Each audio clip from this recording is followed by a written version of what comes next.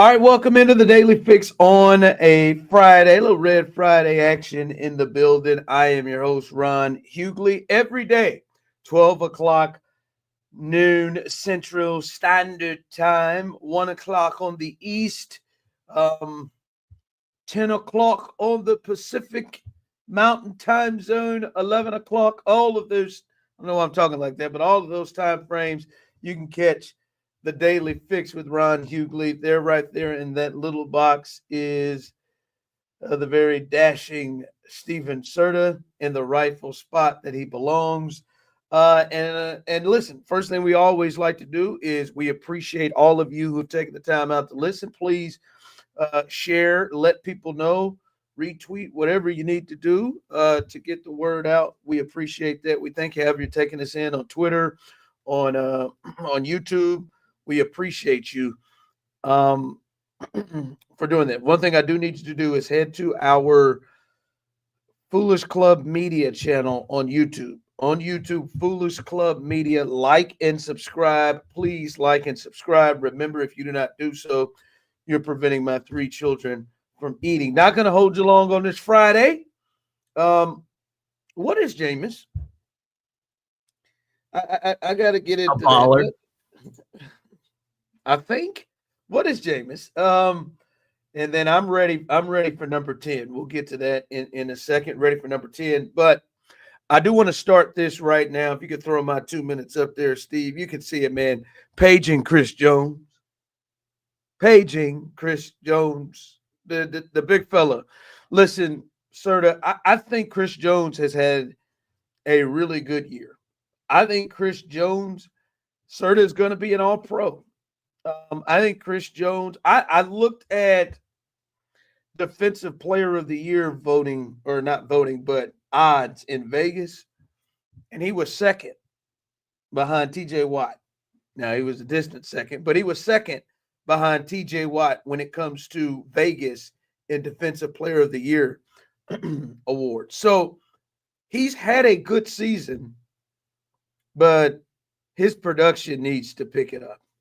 Yes, he leads all defensive tackles in pressure. Most pressures by a defensive tackle, win rate, he leads. But that's only resulted into 3 sacks, sir. You need the production to pick up. I've always said this. The difference between great players and good players, yes, great players, when you reach that point, they are doing everything they can to slow you down and try to stop you. They're going to throw double teams at you. If you're a receiver, if you're Kelsey, if you're a defensive tackle or an end like Jones, are going to throw double teams. They're going to throw chips. They're going to throw all kinds of resources in trying to slow you down. But the great players, and Chris Jones is a great player, the thing that they're able to do is still be productive. And he is not productive. 3 sacks? Hell, he had 2 in one game. So he has not been productive. We need to see him finish things. Yes, he's getting pressure, and I'm not saying it is not a useful thing. But the thing that Chris Jones does is he not only helps George Karlaftis, he not only gets pressures, but he's always in the double-digit sack space. And that's where they need for him to start to get to, sir. Like we got to start seeing the production pick up and not just the pressures. Yeah, it does feel like, and maybe Charles Omenihu is the spark that the pass rush needs, but they just weren't winning their matchups against the Bills. And they've had their moments this season, and George has had his moments. Mike Dan has been banged up a little bit, but and Tershawn Wharton looked really good early in the season, and he's kind of slowed down now.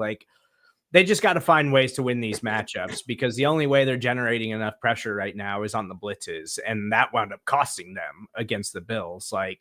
Chris Jones, it's unfair at this point in his career, probably, but they need him to just be the game record that we know he can be. No, what the hell? Why is it unfair? The hell is unfair for? I mean, he's old. They've gotten a lot of miles out of Chris Jones. Jack. It'd be nice to have. I mean, Joshua Uche, you trade for him. Can he get in the mix a little bit more? Can we see something from him? They got a lot of bodies. They just need somebody else to, I think, just actually mix in and create some havoc here. Look, I'm not saying that they don't need anybody else. I'm not saying that. But you go to the top dude. I mean, let's not act like Chris is 40. All right, he's 30.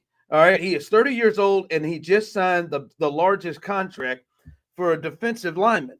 Okay, let's he has done that, and he is very capable. He just needs to finish the job, right? Like, let's just say it, man. I mean, they played 10 games, 9 of them. He's got 1 sack in 9 games. Like, that's not Chris Jones. Like, right? That almost don't make sense, sort of. You're leading in pressures from interior defensive linemen. You got 3 sacks. Like, no, that he just got to add to it.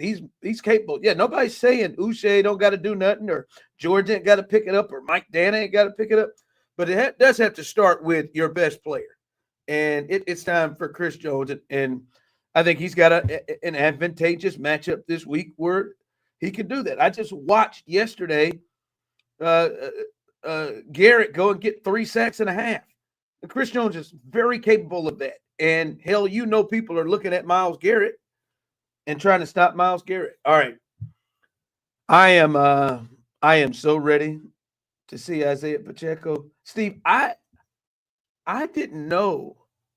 I didn't know that I would miss Isiah Pacheco this much. And the crazy part about it is I didn't know I would miss Isiah Pacheco this much, along with Kareem Hunt being pretty good. Like, Kareem Hunt has been what you needed him to be, and if not better. Like, if you'd have told me, hey, in this time frame, Kareem Hunt's going to have to be the lead back while Isaiah's out with this issue, with his injury, I would have shoved and pushed the button, Carrington style, right on what he has done. But boy, man, it is clear, though, they are missing big time with him out. They are missing explosive plays. There are at least 2 to 3 runs a game, and sometimes more, where I look and I'm like, Isiah Pacheco would have gotten at least double. Isaiah, just with his explosiveness, how fast he hits the hole, how quick he gets up. There are times, multiple times a game, that is the case, and you don't realize that in his importance until he's gone. This may even be nuts, I think right now, as we look at it, he might be this team's best skill position player right now. Yeah. I mean, there's an argument for that right now, that he is their best skill position player right now.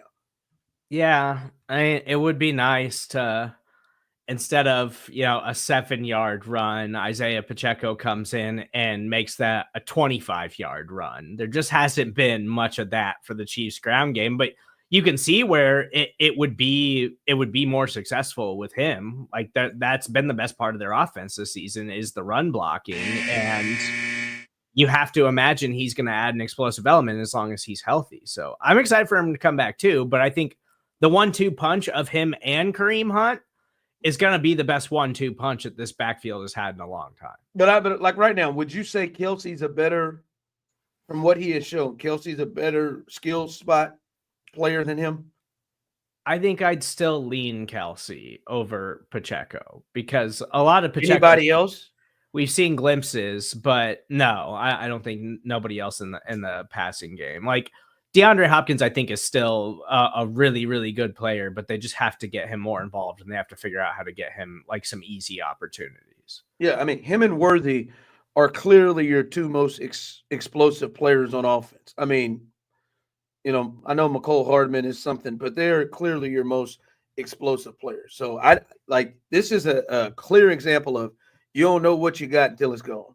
All right, finally with this, I'm serious about this, Steve. I'm watching this game last night, and yes, we talk a lot about Jameis before, after the game, what he's going to bring to the mic.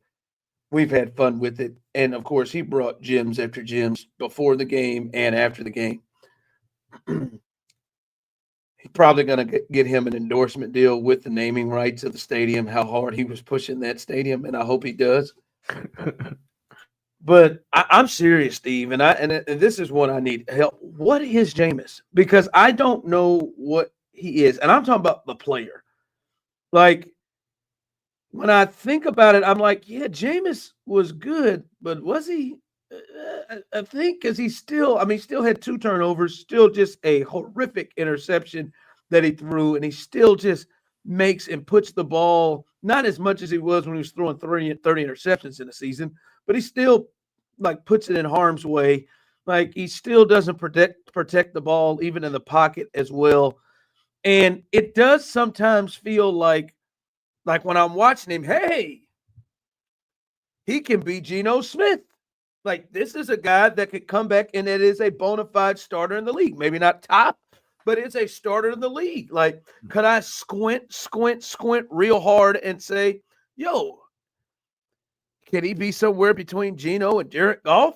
Like there are times and moments I look at that, and then there are other moments I feel like he's like Gardner Minshew, and the more he plays, the more he gets exposed. Like I just cannot figure out what he is because there's so many qualities that he has. Like to me, maybe the top quality for a quarterback is like in his odd, weird way. We've now seen multiple teams that will just follow this joker and will just be like they are with him. Yes, he's our guy. That's our leader. That's our dude. I'm hearing Myles Garrett talking about. His love for Jameis Winston is through the roof, and that's everybody. He was a leader on this team while he was the backup. Like, and then he can make some plays. It can make every throw, but then it's the other weird stuff. Like I just can't get a handle right now on what he is. I think he's much closer to Ryan Fitzpatrick than he is Geno Smith or Jared Goff. Like that's what I said. Is he more Gardner Minshew? Yeah, he's a backup who, when he gets an opportunity to start, he is really fun and he can give you some incredible moments. But he's always going to turn the football over. He's always going to have the bad plays mixed in with the good plays. But sometimes that's good enough to win some football games. I don't think he's the kind of guy that you want starting 17 regular season games for you. Like, I just don't think you can win with him consistently. But if everything works right and everything falls his way, he's got a big enough arm. He can make the throws. Like he can laser things down the field and create explosive plays. Like he's talented enough and exciting enough to watch that I am all in on Jameis Winston whenever he is a starting quarterback. But I don't think he's consistent enough to be a starting quarterback for a full regular season for any team in the NFL. So you don't get the sense that he can be Geno, Derek Carr, Sam Darnold. You don't think he can be, because I think those guys are starters in the league. Maybe a Sam Darnold, like in the right situation. And yeah, I think he's on par with Derek Carr or something like that. But I think like Geno has been really good, even though he's kind of up and down because he's limited. But yeah, Geno doesn't turn the football over the way that Jameis Winston does. Yeah, Geno's a mid starter. Like he's the middle of the pack starter. I don't know. I watch him, and if you take all of the wild and not even wild, but all the stuff Jameis is known for off the field. And by the way, like this version of Jameis, this is better than him in Ubers doing whatever he was doing in Ubers and eating W's. Like this is like it's a guy that just, I mean, he just loves everybody. And he's grown up.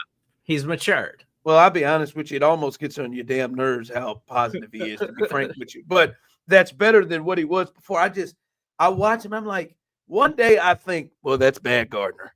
And another day I think, man, that's Geno.